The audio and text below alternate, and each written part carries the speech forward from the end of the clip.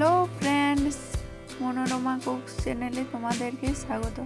আজকে রেসিপি হলো ডিমের কারি। ডিম রান্না করার জন্য ডিম সিদ্ধ করা বাঞ্ছনীয়, তাই ডিম সিদ্ধ করে তার খোসা ছাড়িয়ে নিয়েছি। এবার কড়াইতে পরিমাণ মতো তেল দিয়ে নিয়েছি। তেল গরম হতেই দিয়ে দেবো ডিমগুলো। ভাজার জন্য একটার পর একটা ডিম দিয়ে দিয়েছি। এবার হালকা আঁচে আস্তে আস্তে ভেজে নেব। এক সাইডটা ভাজা হয়ে গেছে, এবার আস্তে আস্তে ঘুরিয়ে দেবো। হালকা আঁচে ভেজে নিতে হবে, না হলে পুড়ে যাবার ভয় থাকে। 4-5টা এভাবে ভালোভাবে ভেজে নিতে হবে, যাতে সবজিটা ভালোভাবে ভাজায়। এবং চ্যানেলে নতুন হয়ে থাকলে চ্যানেলটিকে সাবস্ক্রাইব করে দেবেন। আমার ভাজা অবশ্য হয়ে গেছে, এবার নামিয়ে নেব। পরিমাণ মতো তেল দিয়ে দিয়েছি। এবার ওই তেলে দেবো ফোড়ন। ফোড়ন দিয়েছি তেজপাতার 1 টুকরো, শুকনো লঙ্কা 1টা আর গোটা জিরে 1/2 চামচ।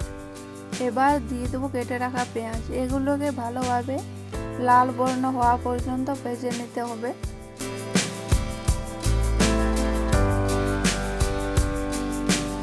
ভাজা হয়ে গেছে, এবার দিয়ে দেবো আদা রসুন লঙ্কা বাটা, পরিমাণ মতো হলুদ আর লবণ দিয়ে 4-5 সেকেন্ড নেড়ে চেড়ে ভালোভাবে ভেজে নিতে হবে, যাতে আদা রসুনের কাঁচা গন্ধটা যায়।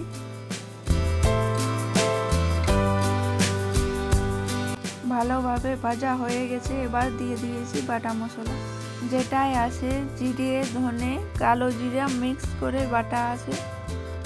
মশলাকে এবার ভালোভাবে ভেজে নিতে হবে যতক্ষণ না এর থেকে তেল বার হয়।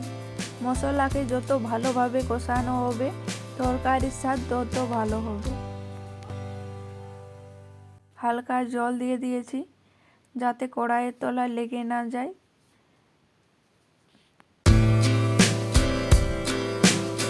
ভালোভাবে কষানো হয়ে গেছে, দেখুন কতটা পরিমাণে তেল বার হয়েছে।